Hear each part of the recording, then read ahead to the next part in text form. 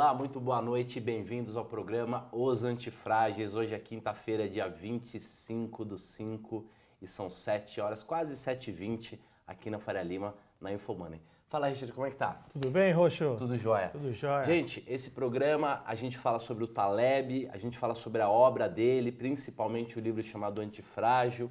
É o nosso 16º programa. O programa tem tido cada vez mais audiência, né, Richard? Nós estamos muito animados. Muito obrigado aí, né, pela espetacular audiência aí. E se a gente for comparar aí de toda a mídia aí no Facebook que faz lives, olha, Roxo, nosso programa aí é um dos que tem mais audiência. Quem diria, né? Um programa sobre filosofia, né? Que fala sobre matemáticas tão esquisitas e conceitos tão antinaturais, né? E hoje nosso programa é um blockbuster, né? Um programa totalmente, até com um título bem sensacionalista, mas verdadeiro, né? E vai ser muito legal fazer. Uma semana depois daquele programa da semana passada em que a gente veio aqui, contou um pouquinho do caos, mostrou para vocês que é assim mesmo, que está na teoria, que essas coisas vão acontecer várias vezes. Hoje a gente volta a uma espécie de normalidade, é claro, o caos está aí, ele não acabou. Gigantes de 50 metros nunca vêm sozinhos, isso é uma coisa que a gente aprende com o Taleb, com o Mandelbrot, mas de qualquer maneira, enquanto a semana está parada, não está calma, está todo mundo muito nervoso, mas ela está parada, a gente segue o nosso caminho, o nosso assunto, e hoje a gente vai falar de investimento para valer, a gente vai falar sobre Jorge Paulo Lemann e as estratégias do Warren Buffett e como prever o futuro, um programa muito legal, e o programa a gente se baseou na página, a partir da página 400, 402, que é o assunto Efeito Linde. O livro é o livro 6, que é a via negativa, e o capítulo 20 chama Tempo e Fragilidade, né? Richard, conta um pouquinho qual que é o tema de hoje, então, explica. Então, hoje é uma continuação daquele programa que a gente viu o conceito do Efeito Linde e a sua aplicação prática, e hoje a gente vai ver um exemplo do método Warren Buffett e do Jorge Paulo Lemann, que eles utilizam para prever o futuro. Então, hoje a gente vai fornecer ferramentas aí para a turma aí aplicar nos seus investimentos. Exatamente. É muito divertido porque dois caras que não acreditam em previsão, que seguem um cara e fazem um programa sobre o livro de um cara que também não acredita em previsão, e falando de investidores tão tradicionais, tão capitalistas antigos, e a gente conseguindo criar essa ponte entre as estratégias e as ideias. Porque independente de onde vem a pessoa, se as ideias estão alinhadas, se elas estão certas, elas funcionam, né? Com certeza. Então, independente, eles não são amigos, provavelmente nunca se conversaram, mas têm ideias e estratégias parecidas. Estamos dizendo do Taleb e da turma do Buffett mais o Lemann. Os dois, Lemann e Buffett, são muito amigos, né? Bem amigos. Então, quais são os assuntos do dia, Richard, por favor? Então, hoje no nosso sumário aí, a gente vai falar, recapitular um pouco o que é o efeito Linde, né? Para quem não assistiu o último programa, um resuminho. Depois, como prever o futuro, olha só, hein? Taleb, o nosso método não preditivo, a gente falando em prever futuro, a gente vai explicar direitinho. E o método propriamente dito, né? Do Warren Buffett e do Lemann. Exatamente. Muito legal. Então vamos seguir o nosso programa. A gente também preparou outras coisas, tem alguns quadros. A gente percebeu, pode voltar para a gente aqui, Luquinha? A gente percebeu na semana passada que quando vem um problema, um caos, as pessoas estão perdidas. Porque esse não é um assunto do dia a dia. As pessoas não gostam de falar de coisas ruins, não gostam de falar de problemas. E aí quando aparecem, elas querem aprender tudo e entender tudo de uma hora para outra. Então, a partir dessa semana também, a gente tem um quadro chamado Investimentos Antifrágeis, em que a gente vai começar a ensinar para vocês uma coleção de ferramentas e ideias que eu e o Richard, a gente vem aplicando paralelamente nas nossas vidas e todas baseadas aí em ideias de gente como Warren Buffett, teoria das redes e, é claro, o Taleb. Como é que foi a semana do Taleb, e Richard? Conta pra gente o que é esse fortão aí. Esse fortão aí, ele tá fazendo uma análise, né, de Mostra pra gente, Luquinha, diferentes personalidades, né, o Skin in the Game. E um fato curioso também da semana do Taleb, além dessa imagem, é um tweet agora, que se vocês olharem lá na conta do Twitter do Taleb, que ele tá provocando mais uma vez o grande gênio do xadrez, o Kasparov. Ele falou, olha, se você quer deixar o seu filho que perdeu uma partida de xadrez um pouco mais alegre, mostra os tweets do Kasparov, principalmente ele falando de geopolítica, que a gente mostrou o conceito da transferência do domínio. Não é porque você é um grande gênio de xadrez que você vai transferir esse domínio para outras áreas do conhecimento e ter o mesmo sucesso. Ainda mais se são áreas limitadas, como é o caso do xadrez. E nesse caso, ele fala bastante sobre musculação, sobre isometria, então ele está mostrando esse cara forte e falando sobre diferentes tipos de pessoas e forças e como ganhar força. São estudos de ideias que ele vem desenvolvendo. Agora, a gente volta para dar uma pincelada no que era aquele conceito do efeito Lindy, porque foram 2 semanas atribuladas, a gente já não se lembra muito mais do conceito, então o Richard vai explicar de novo para a gente o que é o efeito Lindy, para depois a gente dar uma continuidade e dar um salto para usar a ferramenta, né? De uma forma bem resumida, até antes de ler esse trecho, né?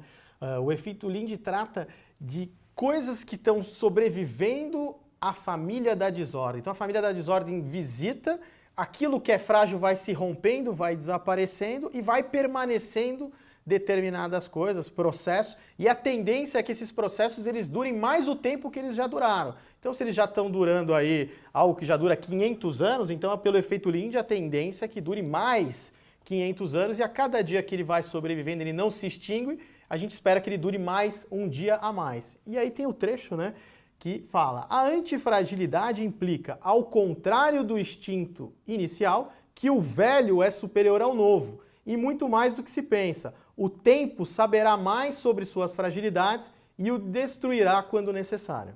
É exatamente isso. Então a gente sempre lembrando a importância do antigo, né, das sabedorias, porque se a gente está aqui é porque alguém nos trouxe até aqui. Exatamente. São esses antigos e eles sobreviveram, por isso que eles têm muita sabedoria, mas sabedoria prática, né, heurística, isso que é muito legal. Então, conta pra gente de novo, Richard, aquela divisão que a gente que criou, né, essa divisão. Vou mostrar pro Taleb no fim do ano, ele vai gostar bastante. 3 tipos de organismos e coisas, né? Pra gente entender o efeito Lindy, né, você tem coisas que são perecíveis, elas são frágeis ao tempo, então elas envelhecem e morrem. Então ela já nasce e já está condenada à morte, em algum momento ela vai ser extinta, é o perecível.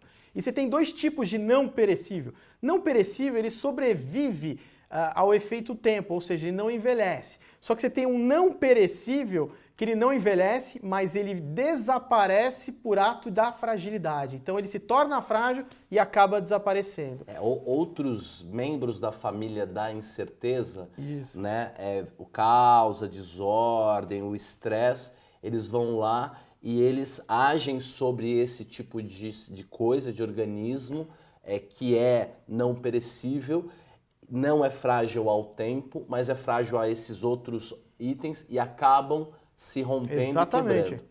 E aí existe um cara especial aí que é o Lindy. É o não perecível efeito Lindy, que é o quê? É aquele que se beneficia com todos os membros da família da desordem. Então, ele além de não envelhecer, ele se beneficia com todos os elementos da família da desordem. Que como o Roche falou, volatilidade, entropia, incerteza. Então, o efeito Lindy aí é algo que já está sobrevivendo há muito tempo e tende a continuar sobrevivendo muito tempo. Uma provocação que eu faço no slide, até para a gente se exibir um pouquinho. A gente fala que o cara que é perecível, ele é short theta, né? Para quem vai fazer o nosso curso avançado de opções vai entender o que é ser vendido em theta.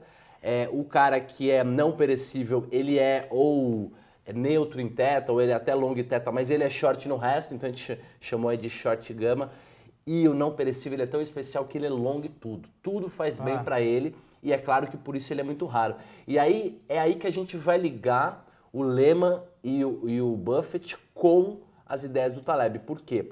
Porque as empresas, as marcas, os ativos que esses caras buscam para comprar são esse tipo de ativo. Então, sob o efeito Lindy. São esses que melhoram com o tempo. Envelhece ao contrário. Envelhece ao contrário. Então vamos continuar mostrando aí que Lindy, a origem é essa delicatesse que fica lá em Nova York.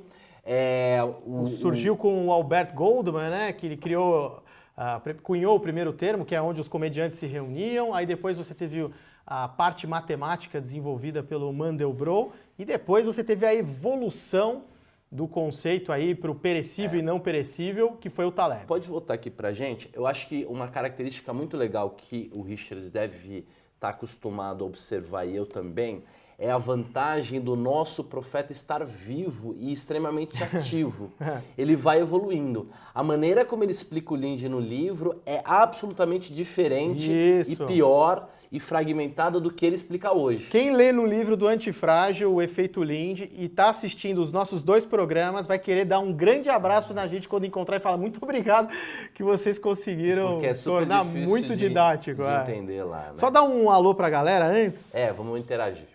O Gabriel Torquato, o Fernando Queiroz aí falou pra gente dar um alô lá pra Moral, Ujos, Ceará, Marcos Marcondes, Bruno Souza, Amanda Ramos, Cris Bernick, Davi Araújo, Mária Andrade, Thiago Cheque, Gesiel Silva. Então, um grande abraço para vocês. Se tiverem comentários, dúvidas, podem interagir com a gente aqui que eu vou lendo e vou comentando, junto com o Roxo, respondendo. É isso aí. Richard, a pergunta de $1 bilhão.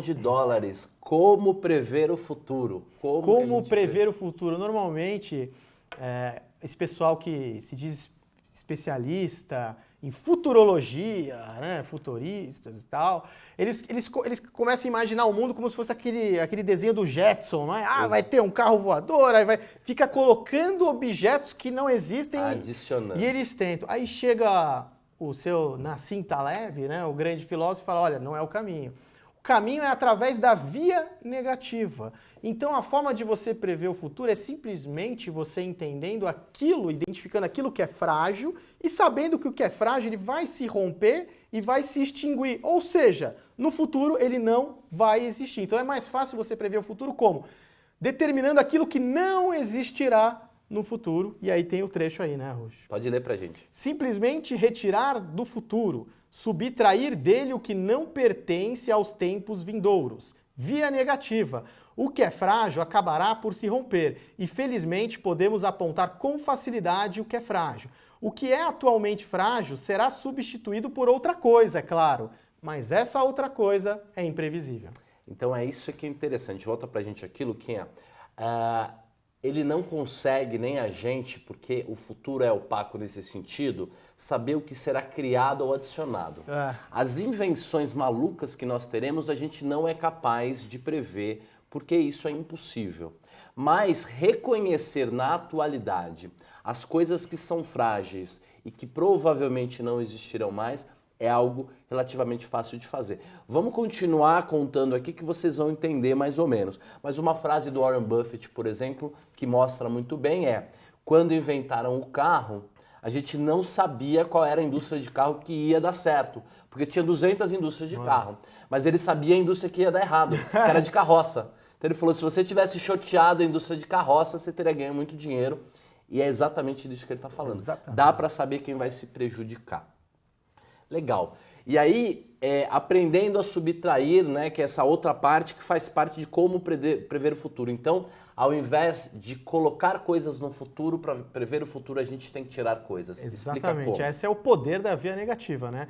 Nas projeções do futuro, quase tudo que foi imaginado nunca ocorreu, exceto por algumas histórias excessivamente exploradas, como a máquina a vapor de Hero, de Alexandria, ou o tanque de guerra, de Leonardo da Vinci. Talvez haja um viés de seleção. As pessoas que se dedicam a produzir tais relatos do futuro tenderão a apresentar uma incurável e irremediável neomania, o amor pelo moderno como um fim em si mesmo. O Roxo, que é um grande especialista aí em neomania, né? Eu acho muito interessante esse conceito, e a gente vê vários pensadores atuais, especialmente na Califórnia, que é um lugar ótimo, e lugares de tecnologia.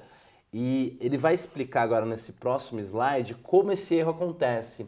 Por que que a gente se concentra tanto naquilo que está se mexendo e mudando e esquece de ver as coisas que estão com a gente há milhares de anos e que provavelmente por conta disso continuarão, né? A gente não presta atenção nelas, né? Exatamente. Então conta pra gente como é que erro que é esse.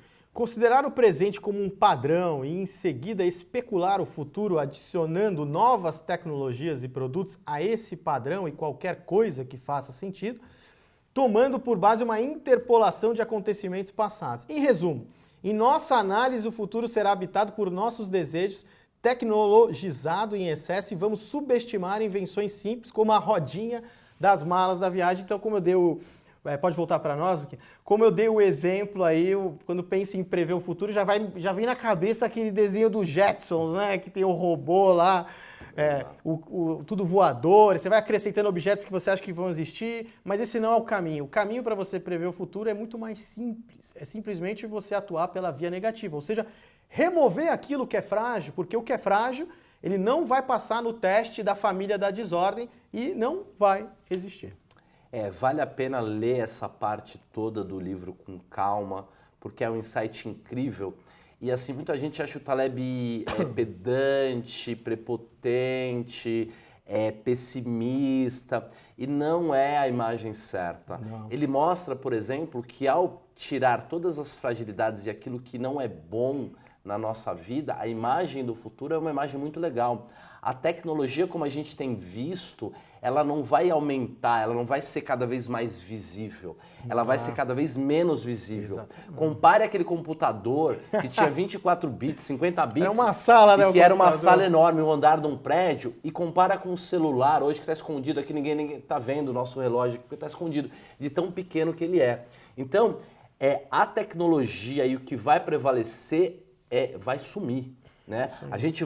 O celular vai estar dentro do nosso cérebro e isso é legal. Muitas janelas, muita natureza. Então, talvez a gente tenha no futuro até um ambiente mais natural, mais arborizado, mais simples do que é hoje. E um outro exemplo incrível que ele dá, por exemplo, é a bicicleta. Todo mundo está prevendo carros voadores aí. E o que está na moda mesmo é a bicicleta, as cidades todas investindo em bicicleta, que é uma coisa super antiga, né? Então, o erro elementar é a incapacidade de subtrair o frágil, focando em uma abordagem aditiva do futuro. Todo mundo que tenta olhar o futuro tenta ver o que vai ter e esquece de ver o que vai sumir.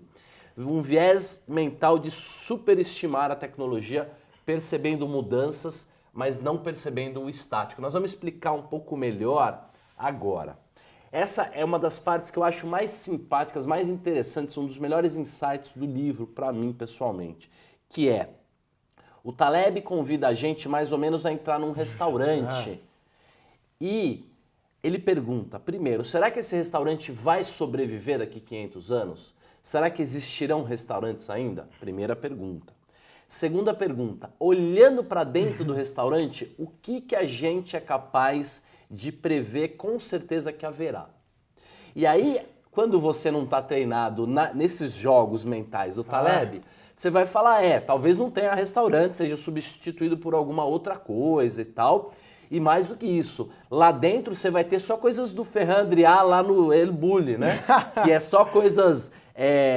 cozinha molecular. Parece comida espacial, né? Aquelas cápsulas, né? Pílulas e coisas malucas que você pode inventar, robôs que servem à mesa e tal. Quando?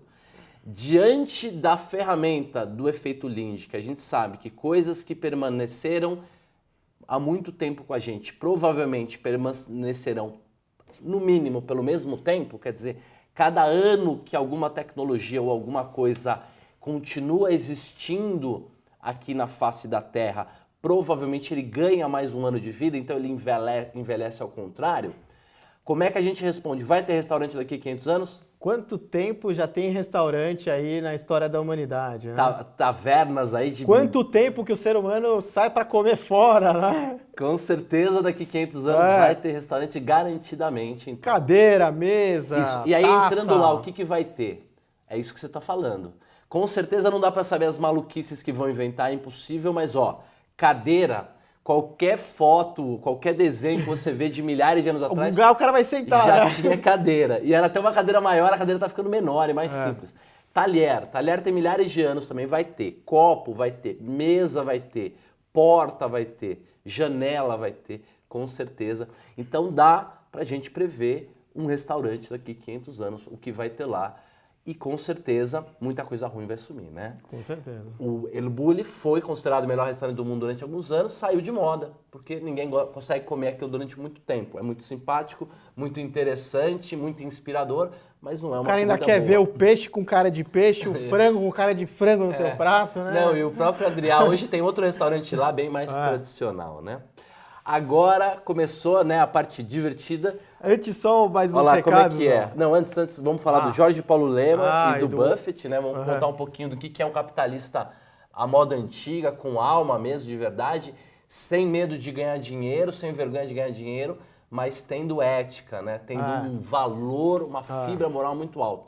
Mas conta pra gente um pouquinho como é que tá a interação aí. O Renato Bento de Oliveira aí, ele elogia, falou muito bom o programa, obrigado, Renato. Nájela Linhares, o Márcio Quadros está pedindo para o programa também ser publicado no YouTube.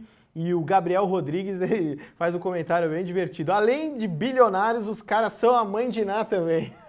Aí a gente vai mostrar, na verdade é isso, você tem que remover o que é frágil e você consegue enxergar à frente do que adicionando coisas. Exatamente. Então, os dois se conheceram, para vocês terem uma ideia, já um flavor do que a gente vai falar, na década de 80, no final da década de 80, que ambos eram conselheiros da Gillette, de uma empresa norte-americana secular. Né? Uma empresa que tem um século. Então, olha que interessante, os dois já se conheceram numa empresa secular com um produto.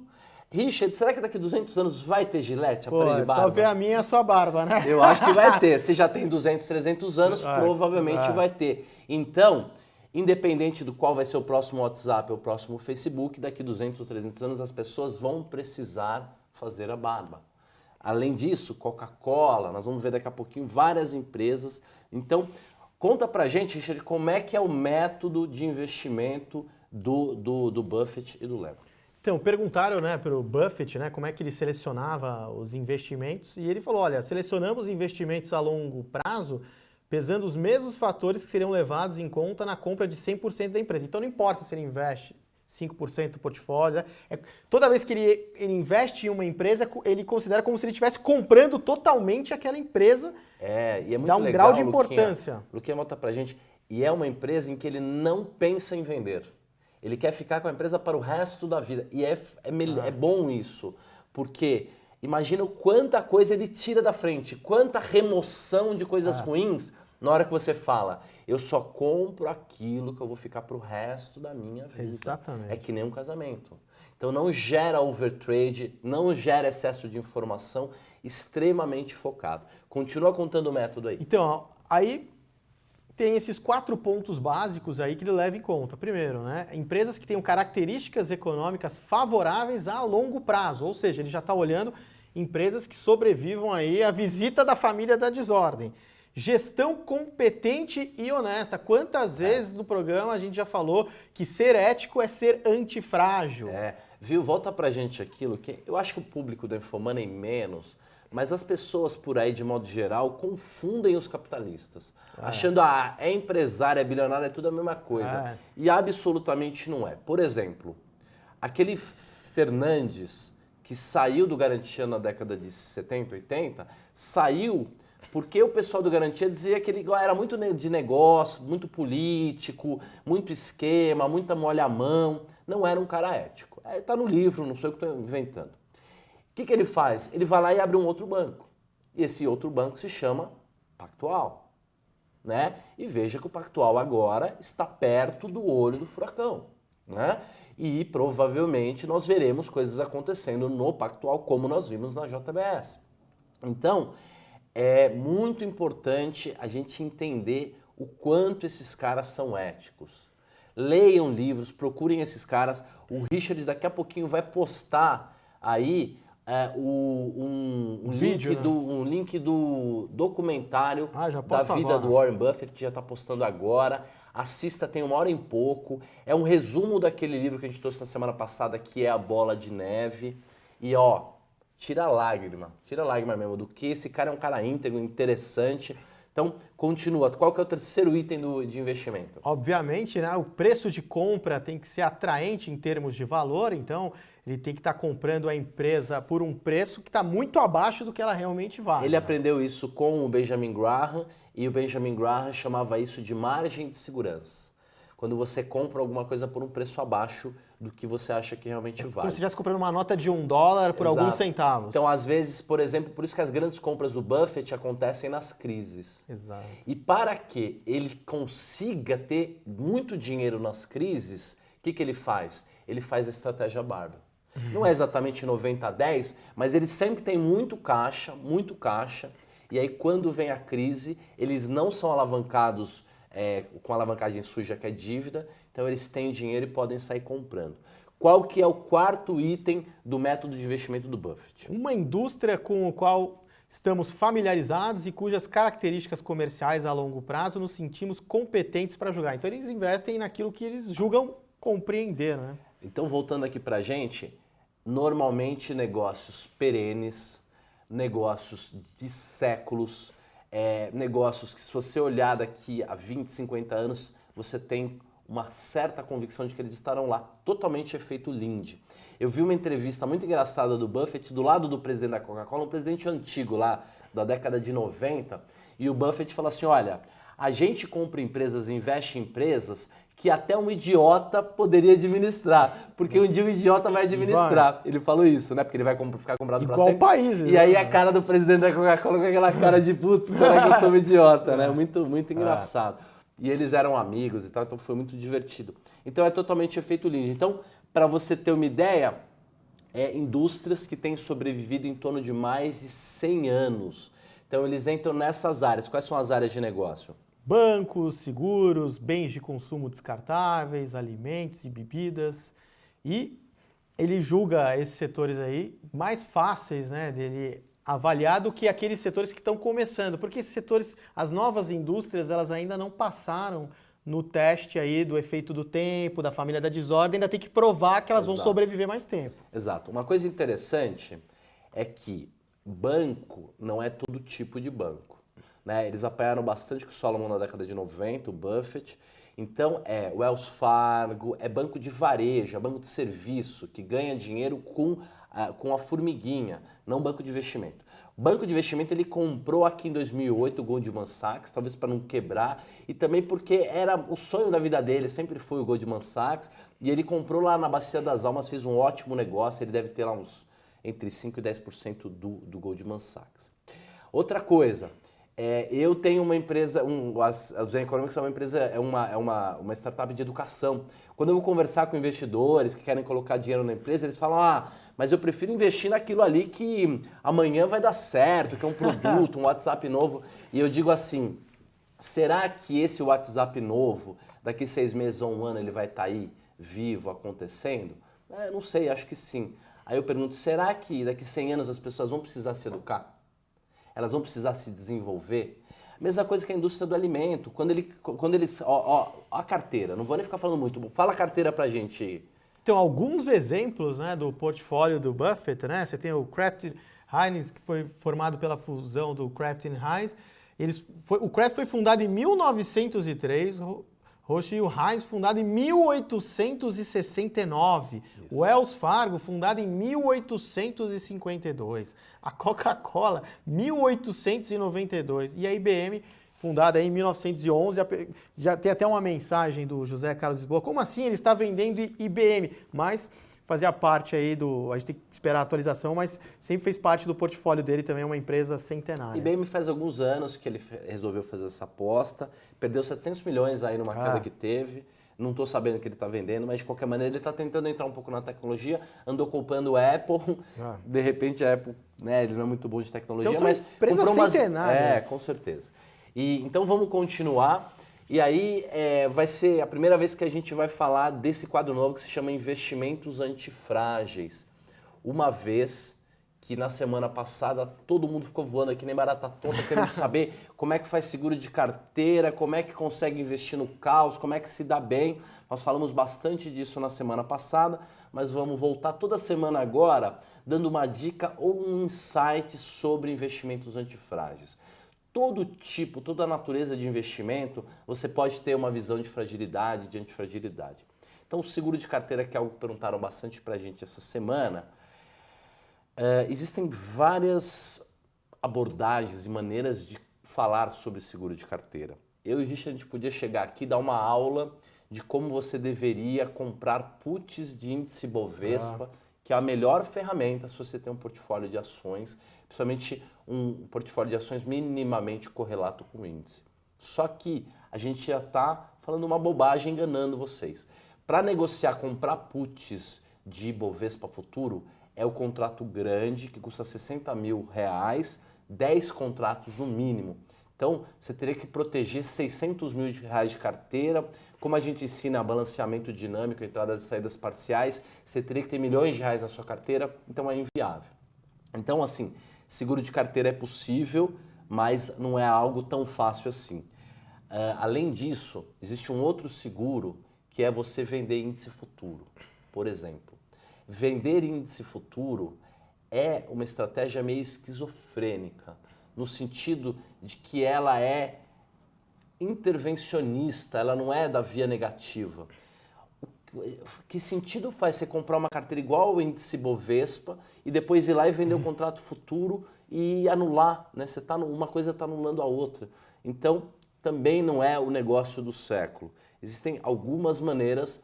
Conta um pouquinho o que você acha disso, Richard. Eu acho que o ponto essencial o investimento antifrágil ele funciona da seguinte forma.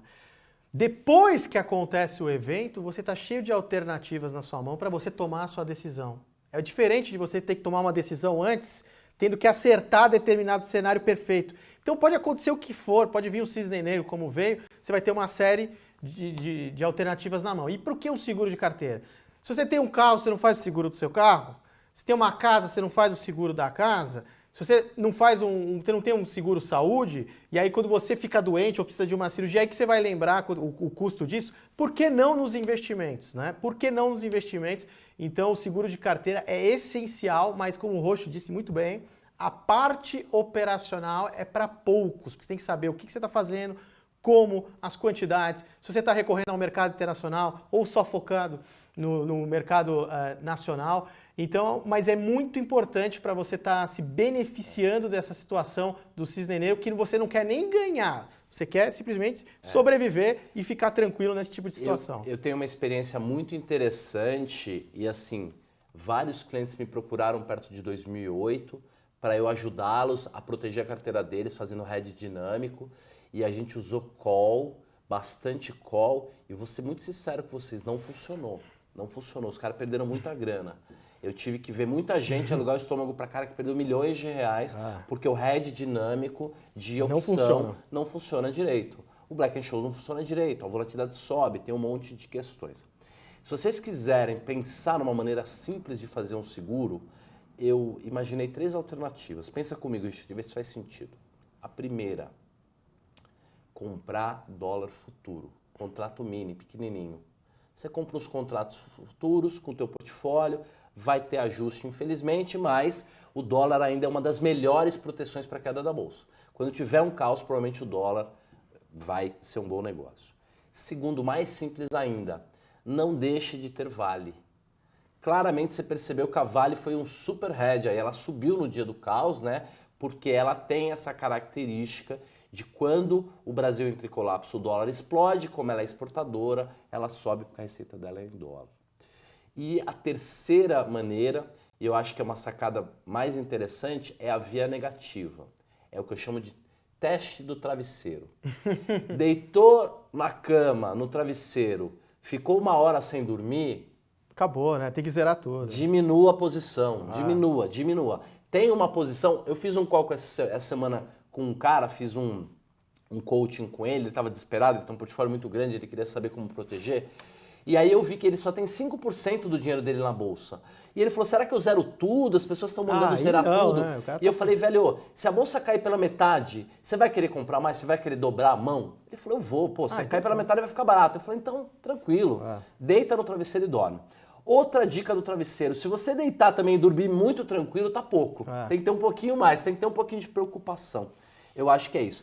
Poderíamos falar horas sobre o estratégia Barbell, né, que a gente já falou, seguro de carteira, e aí você vai via negativa. Se for fazer alavancagem, tem que ser com opções, que é alavancagem limpa, não faça dívida jamais, contratos futuros, posições muito grandes, termos, esse tipo de coisa é muito perigoso. Né?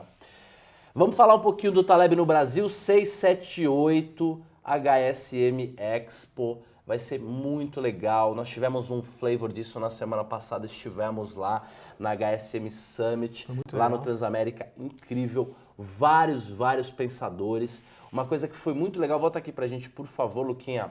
foi o Walter Longo, né? Que é um cara conhecido aí da mídia, porque fazia lá o Aprendiz. É presidente do Grupo Abril. Ó. Isso, e agora presidente do Grupo Abril, um super CEO, tá chacoalhando o Grupo Abril, foi incrível a palestra. E a palestra dele tem bastante E a palestra, toque de Taleb. o que ele foi lá para dizer é o seguinte, nós aprendemos que o papel não vai acabar. Que o papel está aí há muito tempo e que vai continuar, que as pessoas estão diminuindo a leitura dos tablets. Quer dizer, efeito Linde. Efeito Linde. E ele até citou umas 3 frases inteiras do Taleb lá durante a palestra, e no final a gente foi falar, olha, isso que você falou, que o papel até vai aumentar de valor... Matematicamente tal, a gente consegue demonstrar. É o efeito Linde, depois a gente explica. Ele falou, não, o Taleb eu conheço, vem aqui no final do ano, eu vou estar aqui, então foi muito legal. E outra coisa muito legal, um artigo escrito pelo nosso amigo Guilherme Soares, que esteve aqui no programa número 10, é o CEO da HSM, um artigo divertido, muito bem escrito. Um monte de gente que eu conheço tá falando bem do artigo. O Guilherme é muito respeitado no mundo aí do management, né? Então, e um grande conhecedor do Taleb, né? Com certeza. Vale a pena ler.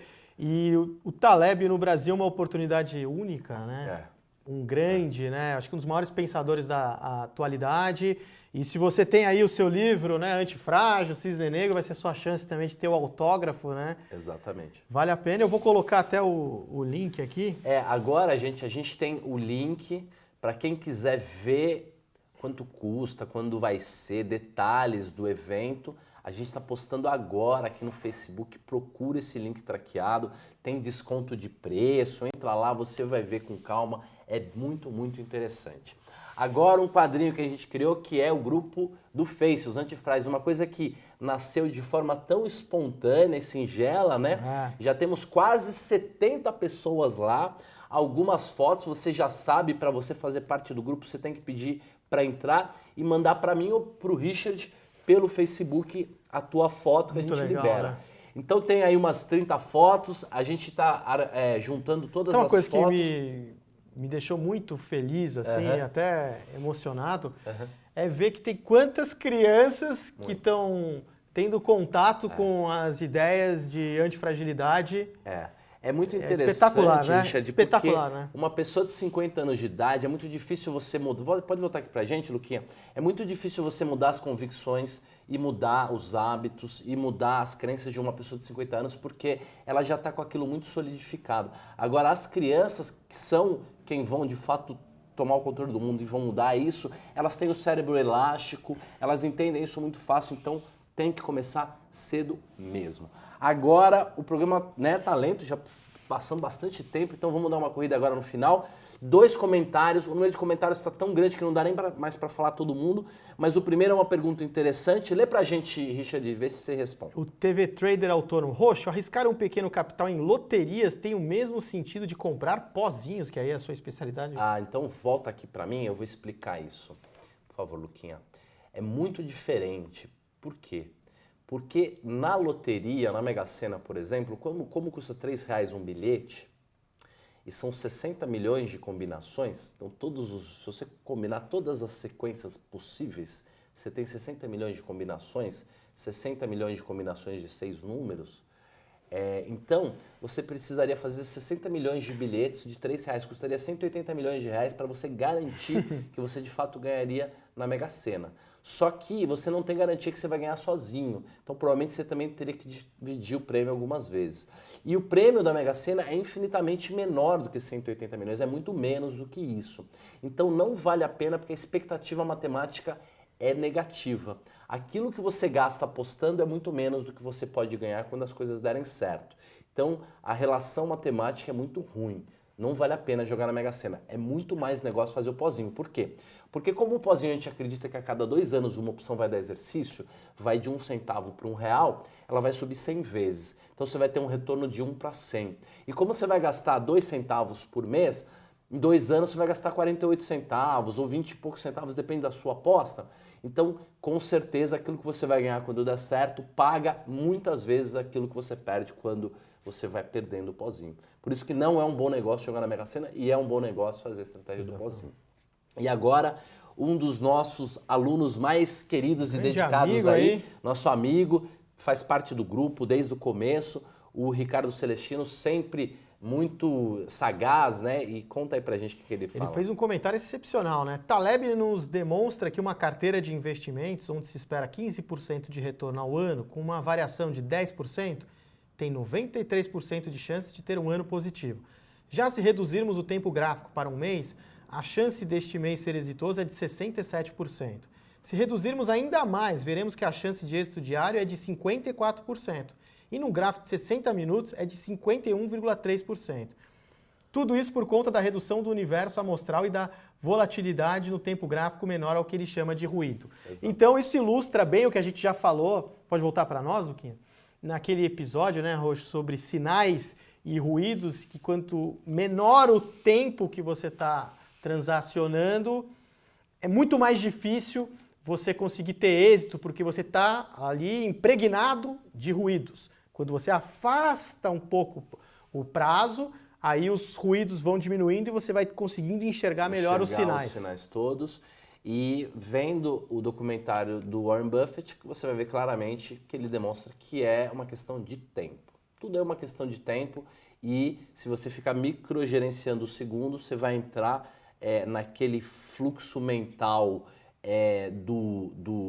da obsessão e vai virar um Sméagol aí, né? Vai ficar que nem aquele personagem lá do Senhor dos Anéis. Richard, muito bom o programa de hoje. Lê a mensagem final pra gente, por favor. Mensagem final. Se este algo existe há muitíssimo tempo, então, irracional ou não, poderemos esperar que permaneça entre nós por muito mais tempo e sobreviva aqueles que clamam por sua morte. Então, aquilo que já está aí na humanidade aí há muitos séculos, milênios, vai continuar, tende a continuar ao mesmo tempo do que já viveu. Pelo menos. Com certeza. Então é isso. Olhe para trás, para o passado, aprenda com a história. Aliás, tem um livro a mais hoje aqui, porque a gente trouxe Iludidos pelo Acaso, que é onde explica parte daquilo que o Ricardo falou hoje. Então esse é o primeiro livro filosófico do Taleb, só para a gente ilustrar. Então é isso. Vamos olhar para trás. Se alguma coisa tem 2, 3, 4 mil anos, é que ele tem adjetivos, antifragilidades para que tenha sobrevivido até hoje e provavelmente vai continuar sobrevivendo. Então a gente aprendeu muito com essa aula. E quer prever o futuro? Identifica o que é frágil, porque o que é frágil não vai existir mais no futuro. Exatamente. Essa é a mensagem. Gente, muito obrigado. Uma ótima quinta-noite, uma ótima sexta-feira, um final de semana incrível para vocês. Fiquem todos com Deus. Muito obrigado, Richard. Abração. Grande abraço aí, Roxo. Grande abraço para todo mundo. Até a próxima. Isso aí.